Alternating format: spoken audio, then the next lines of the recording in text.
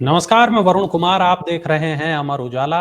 उत्तर प्रदेश पर यूपी की बात। आज इस शो में हम बात करेंगे यूपी की बड़ी खबरों पर। इस चर्चा में मेरे साथ लखनऊ से मेरे सहयोगी उत्कर्ष चतुर्वेदी जुड़ेंगे, जो बताएंगे हर खबर के पीछे की खबर।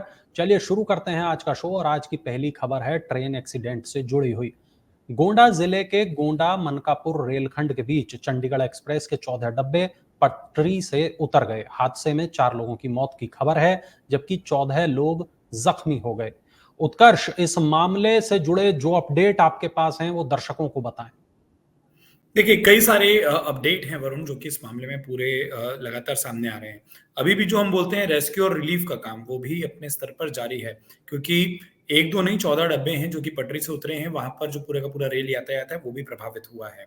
अलग-अलग आंकड़े आए हैं अलग-अलग लोगों की ओर से, लेकिन क्योंकि उत्तर प्रदेश के स्वास्थ्य मंत्री और डिप्टी सीएम की ओर से जो जानकारी दी गई, उसके मुताबिक 4 लोगों की इस हादसे में दुखद रूप से मृत्यु हुई है और जो 31 लोग घायल हैं, उसमें से 2 ऐसे हैं जो गंभीर रूप से घायल बताए जा रहे हैं। कारण क्या था, ये अब तक साफ नहीं हो पाया है, लेकिन ये बताया जा रहा था कि वो जो पूरा का पूरा इलाका था, वहाँ आस-पास काफ़ी बारिश पिछले कुछ दिनों में हुई थी और ये बहुत प्रारंभिक तौर पर मैं कह रहा हूँ, इसको आप अंतिम या पुष्ट कारण नहीं मान सकते, लेकिन जो जानकारियाँ आई हैं, वो ये हैं कि उस पूरे ट्रैक के आसपास के इलाकों में भारी से भारी बारिश, जो पिछले कुछ दिनों से हम लगातार देख रहे थे, गोंडा जिले में जो बारिश हो रही थी, उसके कारण एक आकलन ये किया जा रहा है कि वो जो ट्रैक के आसपास की मिट्टी होती है, उसमें ज़्यादा नमी या वो धँस तो नहीं गई। क्योंकि जहाँ वो डब्बे गिरे हैं, अगर आप देखेंगे, तो कुछ डब्बे, 2-3 डब्बे ऐसे भी हमको तस्वीरों में दिखाई देते हैं, जो कि पूरा का पूरा जहाँ पानी भरा हुआ है, ऐसे खाली प्लॉट में वो डब्बे जाकर गिरे हैं। तो कारण शायद ये हो सकता है। 2 लोगों को बताया जा रहा है कि लखनऊ, जो मैंने बताया आपको गंभीर रूप से घायल हैं, उनको लखनऊ रेफर किया गया है और करीब 500 मीटर के जो साइड ट्रैक हैं, यानी कि जो किनारे की दूसरा ट्रैक होता है, वो जो तमाम पटरी है, वो 500 मीटर की क्षतिग्रस्त हुई है। इलेक्ट्रिक लाइन पूरी की पूरी क्षतिग्रस्त हुई है, तो ऐसे में रेल यातायात जो है, वो वहाँ पर अब चालू नहीं है। उस पूरे रास्ते पर गोंडा से होकर तो जो तमाम ट्रेनें हैं, उनको अयोध्या से होकर आगे ले जाया जा रहा है, जो हमारे पास जानकारी आई है। इसके अलावा जैसा मैंने आपको कहा कि 2 लोग ऐसे हैं जो गंभीर रूप से घायल हैं। अगर कोई अपडेट होता है, खुदा ना खास्ता, ऐसे मामलों में कई बार हम देखते हैं कि जो मृतकों की संख्या, जो हताहतों की संख्या है, वो शायद बढ़ ना जाए। 26 लोग मनकापुर सीएचसी में, 3 जो हैं वो काजीदेवर सीएचसी में भर्ती हैं, 9 लोग गोंडा मेडिकल कॉलेज में उनको अब लाने की तैयारी हो रही है और जैसा मैंने आपको कहा, 2 लोगों को ये लखनऊ रेफर किया गया है। जो जानकारी है वो ये है कि चंडीगढ़ से बुधवार को करीब रात 12 बजे ट्रेन डिब्रूगढ़ के लिए चली थी और दोपहर को 2:25 पर ये ट्रेन गोंडा रेलवे स्टेशन पर पहुंची। 3 मिनट के हॉल्ट के बाद 2:28 पर वो वहां से रवाना हुई। जो घटना स्थल है जहां पर ये दुर्घटना हुई है, वो गोंडा रेलवे स्टेशन से, गोंडा जिला मुख्यालय से 18 किलोमीटर की दूरी पर है। मोतीगंज झिलाही बाजार है, उसके बीच में जो पिकौरा गांव है, 2:41 पर जो हादसे का वक्त बताया जा रहा है, दोपहर को 2:41 पर 24 बोगी वाली ये ट्रेन थी, जिसमें से हमने आपको बताया 14 बोगियां जो है, इंजन और इंजन के बाद की लगी तमाम जो बोगियां, 14 बोगियां हैं, वो ट्रैक से डिरेल होकर गिर गई। वरुण। बिल्कुल, बहुत दुखद हादसा। चलिए रुक करते हैं अगली खबर का। कांग्रेस और समाजवादी पार्टी का गठबंधन लोकसभा चुनाव के बाद भी बना रहेगा। प्रदेश में होने वाले उपचुनाव के साथ साथ हरियाणा और महाराष्ट्र के चुनावों में भी ये दल साथ में दिखाई देंगे। उत्कर्ष, क्या अब इस खबर को फाइनल मान लिया जाए? क्या जानकारी है आपके पास? देखिए, फाइनल तो तब होगा जब दोनों दल मिलकर एक प्रेस कॉन्फ्रेंस, साझा प्रेस कॉन्फ्रेंस करेंगे। इसमें जो मोटा-मोटा जो हम पिछले कुछ दिनों से बात भी कर रहे थे, परंतु जो मुख्य रूप से जानकारी है वो यही है कि कहीं न कहीं समाजवादी पार्टी और कांग्रेस ये समझते हैं कि अगर वो फ्रेंडली फाइट वाली स्थिति में जाते हैं, अगर वो अलग लड़ते हैं, तो वो जो पूरा मोमेंटम मिला हुआ है ना विपक्ष को, कि देखिए लगातार भारतीय जनता पार्टी या एनडीए को हराया जा रहा है या लगातार इंडिया गठबंधन जो है वो हावी हो रहा है, उस पर कोई शायद ब्रेक लग सकता है। और ऐसे में भारतीय जनता पार्टी को खास तौर पर उत्तर प्रदेश में जिस मोरल बूस्ट की जरूरत है, अपने आत्मविश्वास को जिस तरीके से बढ़ाने की जरूरत है, अगर उपचुनाव में ये पार्टियां अलग-अलग लड़ी और उसका कोई फायदा भाजपा को मिल गया, तो वो भाजपा उस पूरे मोमेंटम को, जो हम अक्सर कहते हैं कि जो उनका आत्मविश्वास बढ़ेगा, वो ये शायद उसको इस तरीके से दिखाएँ कि हमने बहुत जल्दी वो अपना बदला पूरा कर लिया, चुनावी हार का लोकसभा की, तो वो मौका नहीं देना चाहती। इसलिए सैद्धांतिक तौर पर ये माना जा रहा है कि कांग्रेस और समाजवादी पार्टियां दोनों के बड़े नेताओं ने फाइनल कर लिया है कि वो गठबंधन के साथ चुनाव में जाएंगे। तो जो पहली सहमति है वो ये है कि गठबंधन होगा, चुनावों में जाएंगे और गठबंधन सिर्फ उत्तर प्रदेश के उपचुनावों में नहीं बल्कि विधानसभा चुनावों में भी लागू होगा। तो विधानसभा चुनावों में अगर कांग्रेस, और उसमें एक बात लगातार हम संख्या की कहते आ रहे हैं, अगर कांग्रेस समाजवादी पार्टी को हरियाणा और महाराष्ट्र दोनों ही राज्यों में, आज भी मैंने कुछ लोगों से बात की थी वरुण, ये संभव नहीं है कि 10-10 या 10 से ज्यादा सीटें समाजवादी पार्टी को दे दी जाए, खासतौर पर महाराष्ट्र जैसे राज्य में जहां ढेर सारे स्टेक होल्डर्स हैं। वहां पर शिवसेना है, वहां पर एनसीपी है, मतलब शिवसेना का उद्धव ठाकरे गुट है, एनसीपी का शरद पवार गुट है, कांग्रेस खुद लड़ती है, कुछ एक छोटे गुटों को वो शामिल करना चाहते हैं। ऐसे में समाजवादी पार्टी को, लेकिन हरियाणा और महाराष्ट्र मिलाकर अगर सपा को 10 प्लस सीटें यानी 2.5 की संख्या में सीटें ऑफर होती हैं, मिलती हैं, तो समाजवादी पार्टी भी उत्तर प्रदेश में कांग्रेस को उसी आधार पर ये माना जा रहा है 2 से 3 सीटें ऑफर कर सकती हैं। तीसरी सीट जिसका पेस थोड़ा ज्यादा होगा, लेकिन 2 सीटें, और 2 सीटों में से भी जो एक सीट जिसको मैं एक आकलन आपको कह दूं, जिसको शायद बहुत ज्यादा संभावित माना जा रहा है, वो है गाजियाबाद की सीट, क्योंकि गाजियाबाद लोकसभा भी कांग्रेस ने चुनाव में आकर लड़ी थी। तो गाजियाबाद की जो सीट है वहां पर हो सकता है कि कांग्रेस को वो गठबंधन में दे दी जाए। दूसरी तीसरी सीट को लेकर तमाम मातापच्ची है, क्योंकि पहले भी मैंने आपको बताया कि 10 में से 5 सीटें उत्तर प्रदेश की सपा के विधायकों के सांसद बन जाने और एक में न्यायालय का फैसला आने, तो 4 और 1 5 होती हैं, वो सपा के ही पक्ष की हैं, वो नहीं जाएंगी। आरएलडी और निषाद पार्टी के पास जो सीटें हैं वहां पर ये माना जाता है कि सपा के सहयोग से तब वो चुनाव जीते थे, वहां जातीय समीकरण ऐसे हैं, तो 3 सीटें जो भाजपा के पास है वो बचती हैं। एक जो फूलपुर इलाहाबाद वाली सीट है उसमें सपा ने बहुत अच्छा चुनाव लड़ा था लोकसभा का। तो कुल जो एक तरीके से समीकरण बनता है वो ये है कि अगर समाजवादी पार्टी को महाराष्ट्र और हरियाणा में कुल मिलाकर 2.5 की संख्या में सीटें मिलती हैं, तो कांग्रेस को उसकी जो संख्या है उसके दावे से कुछ ज्यादा, या जो समीकरण हम देख रहे हैं कि जहां कांग्रेस चुनाव लड़ी से कुछ ऊपर मिल सकता है वो संख्या, लेकिन बहुत ऊपर भी नहीं होगी, वो 2 या 3 के आसपास का एक आकलन है फिलहाल वरुण। बिल्कुल। चलिए रुक करते हैं अगली खबर का। सोशल मीडिया प्लेटफॉर्म पर मुख्यमंत्री योगी आदित्यनाथ को बम से उड़ाने की धमकी देने वाले एलएलबी के छात्र को पुलिस ने गिरफ्तार कर लिया है। उत्कर्ष, ये क्या मामला है, कहां का मामला है और पुलिस ने आरोपी के खिलाफ क्या कार्रवाई की है?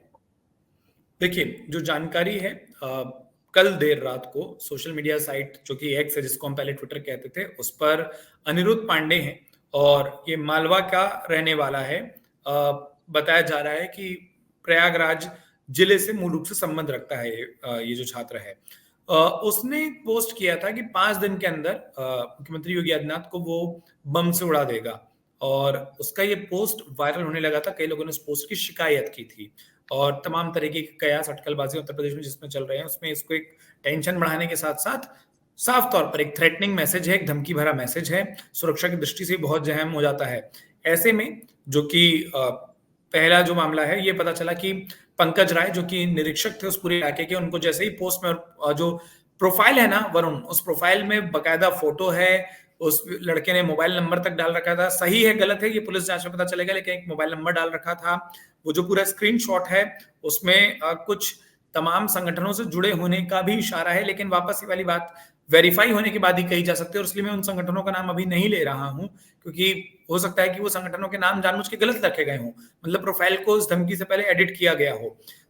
इलाहाबाद विश्वविद्यालय के पूर्व छात्र नेता बताया है, और जैसा मैंने कहा भारतीय जनता पार्टी और उनके अनुशासित संगठनों से, और संगठनों का नाम मैं इस वक्त नहीं लेना चाहता जब तक वो वेरिफिकेशन ना हो जाए, संबंध बताते हुए ये पोस्ट थी, और उसी आधार पर जो कि पता और जो फोटो और जो तमाम तस्दीक दी गई, उसके आधार पर पुलिस ने अपनी टीम बनाई और क्विक एक्शन लेते हुए आज सुबह ये गिरफ्तारी हुई है।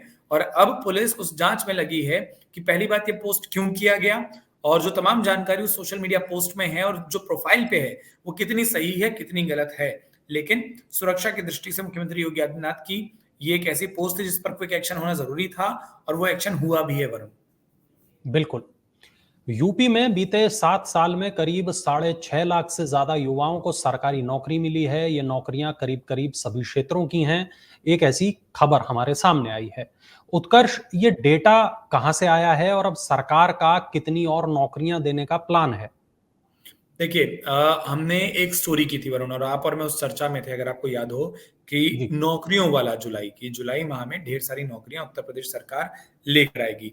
जहां तक इस डेटा की बात है, इसका आधार इस बात से निकाला जा रहा है कि अलग अलग विभागों ने जो नियुक्ति पत्र बांटे हैं पिछले कुछ महीनों में, उन नियुक्ति पत्रों के आधार पर यह बात कही जा रही है कि ये जो कुल मिलाकर नंबर आता है, ये उन नियुक्ति पत्रों के आधार पर आ जाता है। यानी कि अलग अलग विभागों ने पिछले कुछ महीनों में जिन जिन लोगों को नौकरियों के पर बैठने के आदेश जारी किए, उसको अगर कंपाइल कर दिया जाए, उसको एक साथ जोड़ दिया जाए, तो ये नंबर निकल कर आता है।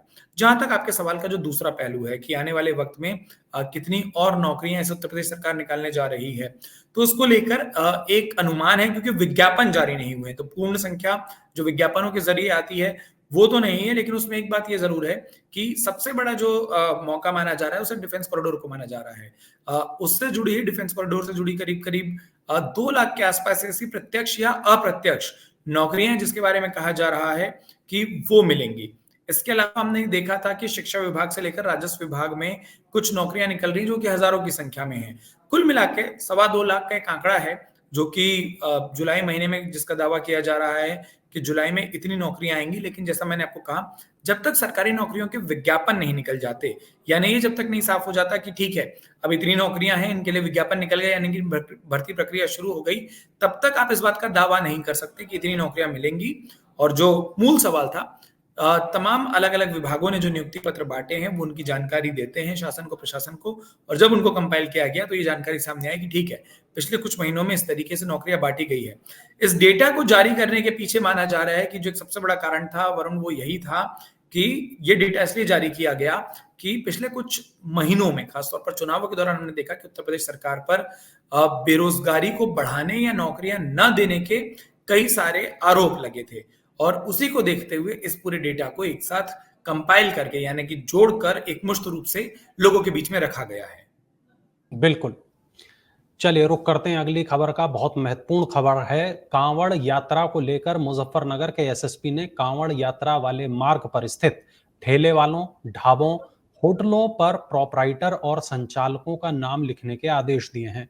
पुलिस ने हाईवे और नगर में आदेशों का पालन कराना शुरू भी कर दिया है। इसे लेकर देशव्यापी बहस शुरू हो गई है। उत्कर्ष, ये क्या मामला है? क्या कहा था एसएसपी ने और अब तक किस किस के बयान इस मामले में हमारे सामने आ चुके हैं? देखिए, कांवड़ यात्रा को लेकर निर्देश ये दिया गया था कि जिस मार्ग से कांवड़ यात्रा निकलेगी, उस मार्ग में जो दुकानें होंगी, उन तमाम दुकानों में जो मालिक होगा दुकान का, दुकान को जो संचालित कर रहा होगा, उसको भी अपना नाम लिखना होगा। फर्ज कीजिए, मान लीजिए मैं एक दुकान चलाता हूं और दुकान का नाम XYZ शॉप है। मुझे सिर्फ दुकान का नाम नहीं लिखना होगा। मान लीजिए वो एक किराने की दुकान है, तो मैं सिर्फ फलाना ढिमकाना किराना शॉप नहीं लिख सकता। अगर मेरा नाम उत्कर्ष चतुर्वेदी है, तो मुझे उस बोर्ड में ये भी लिखना होगा, संचालनकर्ता या दुकान के मालिक उत्कर्ष चतुर्वेदी। इस फैसले पर के पीछे का जो कारण बताया जा रहा है, देखिए उसको किसी ने भी इस तरीके से ये नहीं कहा कि बिल्कुल लिखित में आप कह दीजिए, लेकिन उसके पीछे जो एक सबसे बड़ा कारण बताया जा रहा है, वो ये बताया जा रहा है कि कई बार हमने देखा है कि दुकानों के नाम कुछ और होते हैं और उसको संचालन करने वाले कुछ और होते हैं। कांवड़ के महीने में जो कांवड़िए निकलते हैं, वो उन दुकानों से सामान खरीदते हैं, तो कई लोग इस बात को बहुत मानते हैं कि वो जिनसे दुकान खरीद रहे हैं, जैसे हम देखते हैं कि देखिए नवरात्रि के दौरान पर लोग एक कोशिश ये करते हैं ना कि वो खाना वहां से मंगाएं जो कि प्योर वेजिटेरियन होटल हो। कई लोगों की उस तरीके की आस्थाएं होती है।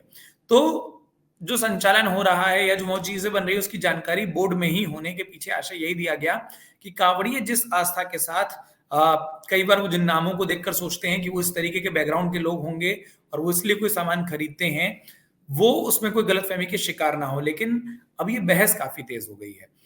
एक तो इस बात को कि कोई किसी को अपनी कितनी जानकारी दे, क्या ऐसे नियम दुकानों को लेकर हैं नहीं है, एक तो वो लीगल एक्शन वाली बात हो जाती है। दूसरा, अगर नेताओं की बात की जाए, तो उत्तर प्रदेश की प्रमुख जो पार्टियां हैं, बहुजन समाज पार्टी हो, समाजवादी पार्टी हो, सबने इस आदेश पर आपत्ति जताई है। बहुजन समाज पार्टी की ओर से मायावती ने ट्वीट किया है और उन्होंने ट्वीट करके ट्वीट करके उन्होंने साफ साफ लिखा, उन्होंने बोला कि आदेश सही नहीं है। उन्होंने ये भी लिखा कि पश्चिमी उत्तर प्रदेश के जो मेरठ और मुजफ्फरनगर के जिलों के सभी होटलों, ढाबों, ठेलों के दुकानदारों को मालिक का पूरा नाम प्रदर्शित करने की जो सरकारी आदेश की परंपरा आई है, ये पश्चिमी उत्तर प्रदेश के सौहार्दपूर्ण वातावरण को बिगाड़ सकती है। सरकार को इस आदेश को वापस ले लेना चाहिए। और सिर्फ उन्होंने ही नहीं, उसके बाद उत्तर प्रदेश के पूर्व मुख्यमंत्री हैं अखिलेश यादव, समाजवादी पार्टी के मुखिया हैं। कुछ देर पहले उनका भी रिएक्शन आया था। चूंकि कुछ देर पहले वो रिएक्शन आया था, इसलिए मैं उसको शब्दशः पढ़ देता हूं। उन्होंने कहा कि मुजफ्फरनगर पुलिस ने जनता के भाईचारे और विपक्ष के दबाव में आकर ये जो आदेश जारी किया है, ये अमन चैन पसंद करने वाली जनता नहीं मानने वाली है। ऐसे आदेश खारिज होने चाहिए। और अखिलेश यादव ने तो एक अपील और की, जो उन्होंने पहले भी की थी, कि न्यायालय को, कोर्ट को ऐसे मामलों का संज्ञान लेना चाहिए और प्रशासन की मंशा क्या है ऐसे फैसले के पीछे, उसकी जांच करा के दंडात्मक कार्रवाई करनी चाहिए। क्योंकि, और उन्होंने भी वही आरोप लगाया जो मायावती ने लगाया, कि ऐसा जो पूरा मामला है वो उस इलाके के शांतिपूर्ण वातावरण को बिगाड़ देगा। तो दो आरोप हैं जो लगातार लग रहे हैं। सूत्रों के जरिए एक जानकारी जो आ रही है वो ये आ रही है कि इस पूरे आदेश में थोड़े से संशोधन किए जा सकते हैं। किस तरीके के संशोधन होंगे, क्या होंगे, ये आगे आने वाले वक्त में पता चलेगा। लेकिन जिस तरीके से इस पर विरोध हुआ, और जैसा मैंने कहा कि उसमें सबसे बड़ी दिक्कत जो आएगी वो लीगलिटी की आएगी, कि अगर बाई लॉज हैं तो फिर वो हर जगह के लिए होना चाहिए। अगर आप एक ऐसे आदेश जारी करेंगे तो दुकानों के जिस तरीके के विज्ञापन होते हैं उसको लेकर वो बाई लॉज बनाने होंगे या उसको संशोधित करना होगा। तो हो सकता है यही जो नाम लिखने वाला आदेश है, इसमें किसी तरीके का संशोधन हम कुछ एक दिनों में या शायद आज ही देर रात तक देखें। बिल्कुल, ये एक बहुत ही विवादास्पद मुद्दा है, बहुत ज़्यादा एक ऐसी खबर है जिस पर पूरे देश भर में इस वक्त चर्चा चल रही है। चलिए रुक करते हैं अगली खबर पर। राम मंदिर की सुरक्षा व्यवस्था आने वाले समय में एनएसजी के द्वारा संचालित होगी। एक टीम बुधवार को राम मंदिर कैंपस पहुंच गई। उत्कर्ष, एनएसजी अब राम मंदिर की सुरक्षा संभालेगी? बिल्कुल, प्लान यही है कि एनएसजी आने वाले दिनों में राम मंदिर की सुरक्षा पर आपको तैनात दिखाई देगी। लेकिन जो जानकारी मिली है कि पूरा का पूरा जो कवर होगा वो सिर्फ एनएसजी का नहीं होगा। अभी भी राम मंदिर की सुरक्षा एक तरीके से 3 लेयर है। उत्तर प्रदेश सरकार ने एक स्पेशल सिक्योरिटी फोर्स, जिसे एसएसएफ कहते हैं, वो गठित की, और वो राम मंदिर के इनर प्रीमाइसेस यानी कि अंदर के जो हिस्से हैं, खास तौर पर जो श्रद्धालु आते हैं, जो राम भक्त आते हैं और वो जो गर्भगृह के पास राम जी के दर्शन करते हैं, वहां पर एसएसएफ के जवानों को तैनात किया गया है। वो मैनेजमेंट से लेकर सिक्योरिटी तक को देखते हैं। जो बाहरी परिसर है, जो परिसर का वो हिस्सा है जहां निर्माण चल रहा है, वहां पर केंद्रीय जवान जो अर्धसैनिक बल हैं उनके तैनात हैं। और हमेशा से, जब वो पूरा मामला सुप्रीम कोर्ट में भी रहा, जब उसको विवादास्पद कहा जाता रहा, या फैसला आने से मंदिर निर्माण के बीच तक का जो वक्त रहा, केंद्रीय अर्धसैनिक बलों के जवान उस पूरे बाहरी परिसर की सुरक्षा करते हैं। उस परिसर के बाहर का जो हिस्सा है, बिल्कुल बाहर का, वहां पर उत्तर प्रदेश पुलिस के जवान, और अंदरूनी परिसर में भी जहां जहां डायवर्जन है, जहां रास्ता बनाया गया है, मार्ग लोगों के लिए दिए गए हैं, वहां पर उत्तर प्रदेश पुलिस के जो जवान हैं, अयोध्या पुलिस के जो जवान हैं, वो उस पूरे सुरक्षा का बंदोबस्त करते हैं। इसके बाहर एक और चौथा लेयर भी होता है, जो कि व्यवस्थाओं से जुड़ा लेयर होता है, यानी कि वो प्रवेश द्वारों पर ध्यान रखना, मॉनिटरिंग करना, सीसीटीवी मॉनिटरिंग करना, ट्रैफिक कंट्रोल करना, ये सब होता है। अब इसमें एक बात, राम मंदिर जितना ही, जिस तरीके से हम लगातार देख रहे हैं कि लाखों की संख्या में श्रद्धालु करीब करीब हर दिन या हफ्तों में, तो वो लाखों की संख्या में निश्चित रूप से वहां श्रद्धालु पहुंचते हैं, राम भक्त पहुंचते हैं। उतनी बड़ी संख्या को देखते हुए जरूरी था कि एक ऐसी फोर्स का डिप्लॉयमेंट किया जाए जो किसी भी तरीके की ऐसी स्थिति में, जब जरूरत हो, हम नहीं चाहेंगे कभी कोई ऐसी स्थिति आए, लेकिन अगर जरूरत हो तो क्विक रिएक्ट कर सके। और एनएसजी इस तरीके से पूरी तरीके से ट्रेंड होते हैं। उनका वहां बेस बनाने का या कैंप बनाने का जो पूरा इरादा है वो यही है कि वहां पर जो उनको साजो सामान चाहिए होते हैं, ये ना हो कि सिर्फ टीम वहां पर डिप्लॉयड हो, वहां पर जो साजो सामान की संसाधनों की आवश्यकता पड़ सकती है एनएसजी के पास, वो सब कुछ उपलब्ध हो, ताकि कल को उस पूरे जगह पर किसी भी तरीके के एक्शन की जरूरत हो तो एनएसजी बिना किसी रुकावट या देरी के उन एक्शन को ले सके। और जो प्रारंभिक जानकारी मिल रही है, अंदरी और बाहरी जो परिसर होगा राम मंदिर का, उसको मिलाकर एनएसजी एक सिक्योरिटी लेयर, एक सिक्योरिटी कवर जिसे हम कहते हैं, यानी एक दायरा फिर वो तैयार करेंगे। और एनएसजी के कमांडो अक्सर वो वेल इक्विप्ड होते हैं, उनके पास तमाम तरीके के उपकरण होते हैं। उस संवेदनशीलता के साथ कि राम मंदिर के अंदर अगर वो कमांडो तैयार हों तो वो किस तरीके से हों, बाहर हो तो किस तरीके से हों, कितने इक्विपमेंट कहां पर रखे जाए, पोजीशन की जाए, वो उस इलाके को समझा जाए। इसलिए बुधवार को ये दौरा हुआ था। लेकिन जैसा मैंने आपको कहा, आगे आने वाले वक्त में हम राम मंदिर पर और राम मंदिर की सुरक्षा की दृष्टि से एनएसजी कमांडो को भी वहां तैनात पाएंगे, जहां भी एक 3 लेयर ऑफ सिक्योरिटी है, वहां एक चौथा लेयर भी होगा और हो सकता है कोई संशोधन हो, लेयर 3 ही हो और कोई एक तरीके की जो फोर्स है उसको वहां से मूव किया जाए, वहां से कहीं और स्थानांतरित कर दिया जाए। वरुण, बिल्कुल। यूपी के उप मुख्यमंत्री केशव प्रसाद मौर्य ने समाजवादी पार्टी के अध्यक्ष अखिलेश यादव के बयान पर पलटवार किया है। उन्होंने कहा कि भाजपा 2027 में 2017 वाला कारनामा दोहराएगी। उत्कर्ष, केशव प्रसाद मौर्य ने तो एकदम खुला चैलेंज दे दिया है। देखिए ये जुबानी जंग या ये जो सोशल मीडिया वाली जंग है पिछले कई दिनों से कई दिशाओं में उत्तर प्रदेश में जारी है और दिक्कत यही है कि कई बार ये समझ नहीं आता कि कौन सा जवाब किसको या कहां पर है। लेकिन यहाँ बहुत स्पष्ट है कि ये जवाब समाजवादी पार्टी के मुखिया अखिलेश यादव को दिया गया है और दरअसल अखिलेश यादव और केशव प्रसाद मौर्य में एक बड़ा दिलचस्प सी बात है कि इनके बीच में तनातनी इस तरीके की हमेशा चलती रहती है। मुझे विधानसभा एक सत्र याद आता है जब केशव मौर्य और अखिलेश यादव दोनों ने ही एक दूसरे पर कुछ व्यक्तिगत टिप्पणियां की थी, जिसके बाद खुद मुख्यमंत्री योगी आदित्यनाथ ने कहा था कि कुछ तरीके की शब्दावलियों से बचना चाहिए, कुछ टिप्पणियों से बचना चाहिए।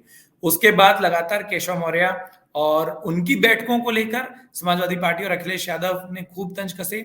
उसके बाद केशव मौर्य ने एक जवाब दिया था। उस जवाब के बाद वापस अखिलेश यादव ने कुछ चीजें कही, खासतौर पर जब अब केशव मौर्य पिछले कुछ घंटों में राजधानी लखनऊ पहुंचे हैं अपनी तमाम बैठकों को दिल्ली में करने के बाद से, और उसके बाद वापस केशव मौर्य ने जवाब दिया है और वही ट्वीट जो आप जिसका जिक्र कर रहे थे कि पिछले चुनाव का जिक्र किया और 2027 को और उपचुनाव को लेकर बड़े कॉन्फिडेंट भी दिखाई दिए, मतलब उन्होंने एक संदेश दिया कि हम ये जीतने जा रहे हैं। केशव मौर्य और अखिलेश यादव के बीच की जो सोशल मीडिया वाली जंग है ये कितनी आगे जारी रहेगी ये देखना दिलचस्प होगा, क्योंकि आज सुबह एक ट्वीट और अखिलेश यादव के अकाउंट से आया था जिसमें मानसून ऑफर और 100 विधायक लाओ सरकार बनाओ जैसे शब्द प्रयोग किए गए थे। कई लोगों का उसमें आशय ये था कि ये भी वो केशव मौर्य को ध्यान में रखकर ट्वीट कर रहे हैं।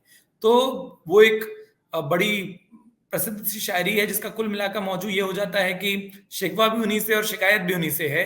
मतलब आप जिनसे नाराज हैं उन्हीं पर आप डोरे भी डाल रहे हैं, उन पर आप मौके भी दे रहे हैं।